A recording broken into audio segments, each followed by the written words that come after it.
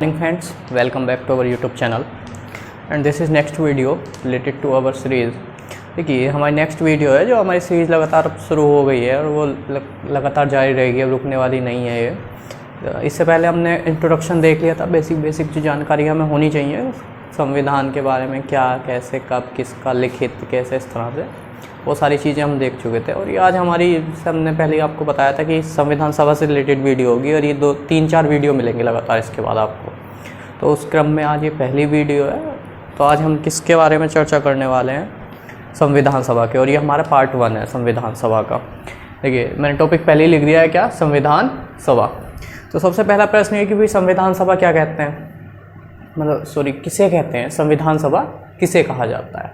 तो देखिए सबसे पहले एक बात ध्यान रखनी है हमें कि जब भी किसी भी राज्य विशेष की जनता जो है अपनी पुरानी व्यवस्थाओं से ऊब चुकी होती है और वो उसे हटाकर नई व्यवस्था बनानी चाहती है, किसमें? राजनीतिक और जो संचालन करने की व्यवस्था होती है देश को या राज्य को, उसे पुरानी व्यवस्था से परेशान होकर जब नई व्यवस्था चाहती है जनता, तो तब एक संविधान निर्माण का सहारा लिया जाता है। और संविधान निर्माण किसके द्वारा किया जाता है? संविधान सभा के द्वारा किया जाता है। तो ऐसे इसी तरह से क्या हुआ था, जब भारतीय जनता परेशान हो गई थी ब्रिटिश शासन से, तो उन लोगों को यहाँ से जाना जरूरी हो चुका था। तो अब जब वो जा रहे थे तो उसके बाद क्या, हमारे देश को चलाने के लिए सुचारू रूप से कोई तो व्यवस्था चाहिए थी, तो हमें भी अपना संविधान बनाना था। तो हमारे संविधान बनाने के लिए किसका निर्माण किया गया था बच्चों? संविधान सभा का निर्माण किया गया था। और उसी संविधान सभा ने क्या किया, हमारे देश का एक संविधान बनाया। जो सारे अधिकार हमें संविधान के अंतर्गत मिले हुए हैं, या जो भी हम जिस तरह से भी अपने देश का संचालन कर रहे हैं, शासन प्रशासन, यहाँ के जो नियम कायदे कानून हैं, वो सभी किसके अंतर्गत बनाए गए? संविधान के। तो देखिए ऐसा नहीं था संविधान सभा में किसी व्यक्ति को उठाया कि रोड चलते किसी व्यक्ति को उठा लिया, उसे शामिल कर लिया जाता, ऐसा नहीं हो सकता था। क्योंकि संविधान सभा के जो लोग थे वो ऐसे विद्वान लोग को की ज़रूरत होती है, वहाँ ऐसे भी किसी को नहीं रख लिया जाता है। तो कम से कम इस तरह के लोग जो एक समाज का हित चाहते हों, पूरे व्यक्तिगत हितों से ना जुड़े हों या एक वर्ग विशेष के हितों से ना जुड़े हुए हों। तो कम से कम इतनी तो सभी लोग उम्मीद करते हैं जब संविधान सभा का निर्माण किया जाता है बनाने के लिए, किस किस का उसमें प्रतिनिधित्व होना चाहिए कि लोगों की सोच समाजवादी हो और वो लोग मध्यम मार्गी हों, मतलब एक तरह से अराजकतावादी लोग इसमें शामिल नहीं किए जाते। तो वही मैंने लिखा हुआ है कि संविधान सभा विद्वानों की उस समिति को, देखिए किसकी? विद्वानों की उस समिति को कहते हैं जो किसी देश के संविधान का निर्माण करती है। जो किसी देश के संविधान का निर्माण करती है वो क्या कहलाती है? संविधान सभा। और उसमें कैसे लोग होते हैं? विद्वान लोग होते हैं। तो ऐसी ही एक समिति का गठन किसके लिए किया गया? भारतीय संविधान बनाने के लिए, जिसका कार्य क्या था? भारतीय राजनीतिक स्थितियों का मूल्यांकन करना, पढ़ना क्या स्थितियां हैं भारत की, भारतीय लोग किस प्रकार का जो दंश झेल रहे हैं, क्या क्या कुरीतियां हैं। हमारे समाज में भी बहुत सारी कुरीतियां थी उस समय। सिर्फ जातिवाद जो प्रथा थी कहीं ना कहीं आज भी है भारत में, लेकिन अब उस स्वरूप में नहीं है। सबसे जो भारत के लिए अभिशाप थी उस समय जातिवाद ही था ये। तो ये भी एक कुप्रथा थी। इस तरह की और भी बहुत सारी दिक्कतें थी कि उन्हीं पे किस तरह से चीज़ें को मतलब परिवर्तन किया जा सकता है, उसमें कैसे समाज को एक ऐसे ढांचे में ढाला जा सकता है जो सभी लोगों के लिए रहने के लिए अनुकूल हो। ठीक है, इसीलिए क्या किया गया? भारतीय लोगों के लिए एक संविधान सभा का निर्माण किया गया, जिसका कार्य क्या था? भारतीय लोगों के लिए एक संविधान बनाना। बस इतनी इन्फॉर्मेशन आपको काफ़ी है इसके बारे में कि क्या होती है, किस लोगों के लिए रखा जाता है, किसे रखा जाता है, क्यों रखा जाता है। ठीक है, उसके बाद जो है प्रश्न पूछेगा कि भारतीय संविधान के गठन के लिए कब प्रयत्न किए गए, कि भारतीय संविधान सभा के गठन के लिए प्रयत्न कब किया गया। तो जो प्रयास था वो भारतीय राष्ट्रीय आंदोलन के दौरान हुए, और इस राष्ट्रीय आंदोलन के दौरान समय समय पर मांग उठती रही संविधान सभा के गठन के लिए। लेकिन हमें जो है मुख्य ही मांगे देखनी है। तो वो 5 हैं, ये आप याद रखेंगे तो मोस्टली प्रश्न आपके इसी से बन जाएंगे। और मुझे नहीं लगता इन 5 वर्ष जो मैंने लिखे हुए हैं इनके जो यहाँ लिखे हुए हैं सामने आप लोगों के, इनके बाहर आपका प्रश्न नहीं जाएगा, ये मैं आपको आश्वस्त कर देता हूँ इस बात से। देखिए, तो सबसे पहला प्रश्न बनता है कि राष्ट्रीय आंदोलन के दौरान भारतीय संविधान सभा की मांग सबसे पहले किसके द्वारा की गई? तो जो हमारे देश के राष्ट्रपिता हैं महात्मा गांधी, उन्होंने राष्ट्रीय आंदोलन के दौरान सबसे पहले संविधान सभा के गठन की मांग की थी, और कब की थी? 1922 में। उसके बाद इसी मांग को आगे बढ़ाया गया किसके द्वारा? मोतीलाल नेहरू के द्वारा। जो रिपोर्ट आई थी उनकी 1928 में, नेहरू रिपोर्ट में फिर से एक संविधान सभा की मांग की गई। देखिए बच्चे, क्या था कि जब साइमन कमीशन का गठन हुआ था तो उसमें एक व्यक्ति था, लॉर्ड अंग्रेज भारत सचिव था। वास्तव में ये व्यक्ति नहीं कहकर हम इसे कह सकते हैं, उस समय का भारत सचिव था लॉर्ड बिरकनहेड। तो इसने चुनौती दी थी भारतीय लोगों को कि क्या भारतीय लोग इतने सक्षम हैं जो अपने लिए एक सभी समाजों को समावेशित करते हुए कि एक इस तरह की रूपरेखा बनाए जिससे कि हम उन्हें सत्ता हस्तांतरण कर दें? कि क्या कहने का मतलब इसके डायरेक्टली और इनडायरेक्टली ये था कि क्या भारतीय लोग काबिल हैं जो अपने लिए खुद से एक संविधान का निर्माण कर लेंगे? अगर ऐसा भारतीय लोग कर पाते हैं तो हम उन्हें सत्ता हस्तांतरण के लिए क्या करेंगे, उस पर विचार करेंगे। तो यही बात भारतीय लोगों को लग गई थी। तो वो एक समिति बनाई गई और उस समिति में ये मोतीलाल नेहरू की अध्यक्षता में एक रिपोर्ट उसने पेश की। इसमें बहुत सारी मांगे थी, जैसे कि बहुत सारी मांगे थी कि वयस्क मताधिकार पर चुनाव होना चाहिए और भारतीय लोगों को अधिकार दिए जाने चाहिए, डोमिनियन स्टेट का दर्जा भारतीयों को देना चाहिए।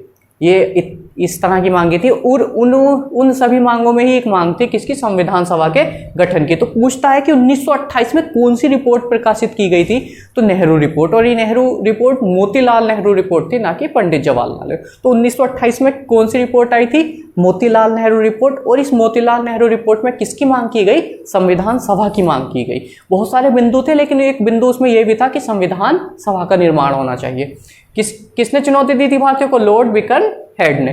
तो पहली बार मांग 1922 में किसके द्वारा? महात्मा गांधी के द्वारा। दूसरी बार मांग 1928 में किसके द्वारा? कौन सी रिपोर्ट में? मोतीलाल नेहरू की जो रिपोर्ट आई थी उसे किस नाम से जाना जाता है? नेहरू रिपोर्ट। दूसरी बार मांग कब हुई? 1928। तीसरी बार एक वामपंथी आंदोलन के प्रसिद्ध नेता थे M.N. रॉय। इनका नाम याद रखना है आप लोगों को, M.N. रॉय। इन्होंने 1934 में संविधान सभा की गठन की मांग की थी।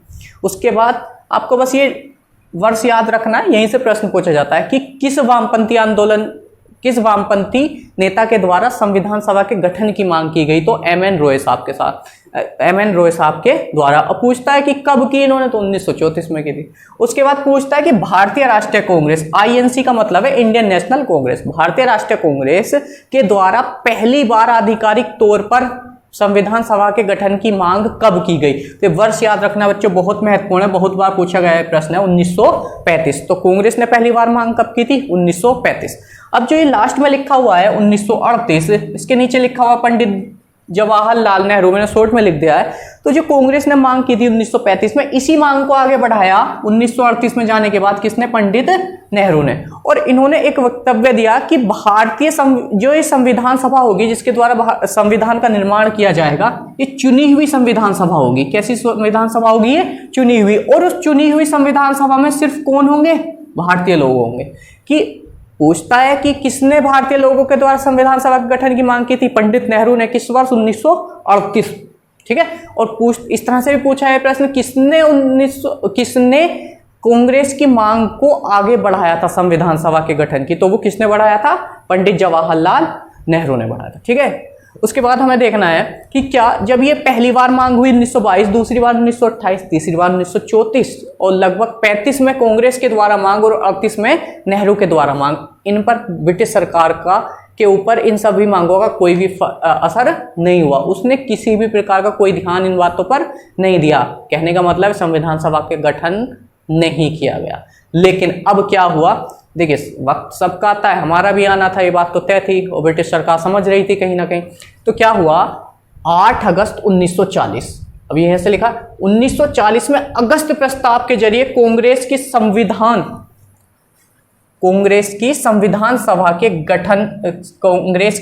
सभा की मांग को पहली बार ब्रिटिश सरकार ने स्वीकार कर लिया। लेकिन INC का मतलब क्या है? इंडियन नेशनल कांग्रेस ने इसे अस्वीकार कर दिया। इंडियन नेशनल कांग्रेस ने इसे अस्वीकार कर दिया। अब देखिए, पहली बार मांग हुई 1922 में, कोई उत्तर नहीं, ब्रिटिश सरकार ने कोई कार्रवाई नहीं की। दूसरी बार मांग 1928, ब्रिटिश सरकार ने कोई किसी भी प्रकार की कोई रुचि नहीं ली। तीसरी बार 34 में भी कोई ध्यान नहीं दिया गया। 35 में भी कोई किसी प्रकार की कार्रवाई नहीं हुई। 38 में भी क्या, किसी प्रकार का कोई कार्यक्रम ब्रिटिश सरकार ने नहीं उठाया संविधान सभा बनाने का। लेकिन अब 1940 क्या 1939 में जब द्वितीय विश्व युद्ध शुरू हुआ और ब्रिटिश सरकार भी द्वितीय विश्व युद्ध में शामिल हो गई। 1939 में शुरू हुआ था, ब्रिटेन भी शामिल हो गया द्वितीय विश्व युद्ध में। अब इसकी हालत खराब थी, तो ये एक प्रस्ताव लेके आए, अगस्त प्रस्ताव। अगस्त प्रस्ताव नाम इसलिए पड़ा क्योंकि 8 अगस्त 1940 को पड़ा था, और जो 38 तक जिस बात पर कोई भी इन्होंने विचार नहीं किया था, उस पर पहली बार 1940 में जाके विचार किया इन लोगों ने। इनकी नींद खुली कि हाँ भाई, ऐसी भी कोई मांग भारतीयों के द्वारा की जा रही है। अब ये कहते हैं कि हाँ भाई, भारतीयों के लिए एक संविधान सभा का गठन किया जाना चाहिए, कि भारतीयों के लिए एक संविधान सभा का गठन किया जाना चाहिए। तो लेकिन अब क्या हुआ, इस बात को भारतीय राष्ट्रीय कांग्रेस ने नकार दिया। अब उसे नकारने के भी कारण थे, उसके 2 कारण हमें याद रखने। क्या कि इन्होंने क्या कहा कि जो संविधान सभा होगी उसमें मुख्यतः भारतीय लोग शामिल होंगे। ठीक है, इन्होंने क्या कहा, जो संविधान सभा होगी जो जिसका निर्माण हम लोग कर रहे हैं, उसमें मुख्यतः भारतीय लोग शामिल होंगे। और दूसरा इनका स्टेटमेंट क्या था अगस्त प्रस्ताव में, कि इसमें कहा गया कि हम भारतीयों को डोमिनियन स्टेटस का दर्जा देंगे। क्या देंगे? डोमिनियन स्टेट का दर्जा देंगे। अब ये बात जो थी कांग्रेस ने अस्वीकार कर दिया। यही 2 मुख्य बिंदु हैं जो आप लोगों को याद रखना है। अगर पूछता है कि कांग्रेस ने अगस्त प्रस्ताव को क्यों अस्वीकार कर दिया था, तो एक तो इसमें बात की गई थी डोमिनियन स्टेट का दर्जा देने की, और एक बात क्या की गई थी कि मुख्यतः भारतीय लोग शामिल होंगे। अब आपके दिमाग में बात आएगी कि भाई जो नेहरू थे उन्होंने भी तो यही बात कही थी कि भारतीय लोग शामिल होंगे। भारतीय संविधान सभा चुनी हुई संविधान सभा होगी और उसमें भारतीय लोग शामिल होंगे। लेकिन इन लोगों ने क्या कहा कि मुख्यतः भारतीय लोग होंगे। अंग्रेजों ने क्या कहा? मुख्यतः भारतीय लोग होंगे। देखिए इसमें क्या लिखा गया, इसमें कहा गया कि संविधान सभा में मुख्यतः भारतीय लोग होंगे। अब ये मुख्यतः जो शब्द था, इसका मतलब था कि इसमें कोई और लोग भी शामिल हो सकते हैं। कोई और लोग कहने से मतलब है ब्रिटिश सरकार इसमें स्वयं शामिल होना चाहती थी। अगर एक बार ब्रिटिश लोग इसमें शामिल हो जाते तो भारतीय संविधान फिर वो अपने ढंग से ही बनाने की कोशिश करते, ना कि भारतीयों के ढंग से। दूसरा क्या कि डोमिनियन स्टेट का दर्जा। लेकिन नेहरू ने ये बात कह दिया था यहाँ 1938, पहले ही वो इस बात को स्पष्ट कर चुके थे कि अब डोमिनियन स्टेट से काम नहीं चलेगा, हमें पूर्ण स्वराज चाहिए। क्योंकि जो 1928 में बच्चों की रिपोर्ट आई थी, नेहरू रिपोर्ट, इसमें एक मांग ये भी थी, मैंने आप लोगों को पहले बताया कि डोमिनियन स्टेट का दर्जा चाहिए। अब डोमिनियन स्टेट का दर्जा 1928 में मांग की गई, ये लोग कह रहे हैं 1940 में, मतलब 12 वर्ष बाद डोमिनियन स्टेट का दर्जा। तो नेहरू ने कह दिया कि ये मुद्दा तो अब अप्रासंगिक हो चुका है, अब इस डोमिनियन स्टेट से बात नहीं बनेगी, हमें क्या चाहिए? पूर्ण स्वराज चाहिए। तो इसी बात के लिए डोमिनियन स्टेट का दर्जा देने की बात ब्रिटिश सरकार ने की, उसे नकार दिया गया कांग्रेस के द्वारा। मुख्यतः भारतीय लोग शामिल होंगे, इस बात के लिए भी क्या है, भारतीय राष्ट्रीय कांग्रेस तैयार नहीं हुई कि नहीं, सिर्फ भारतीय लोग शामिल होंगे, मुख्यतः भारतीय लोग शामिल नहीं होंगे।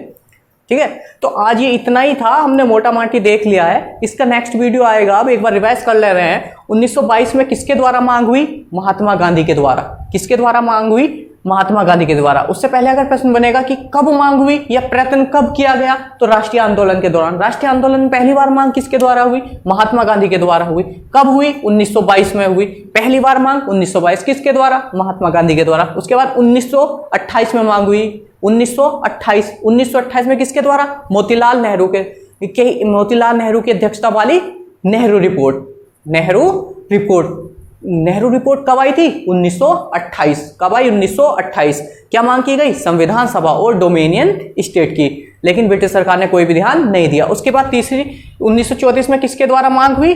वामपंथी नेता एमएन रॉय के द्वारा। एमएन रॉय के द्वारा क्या हुई?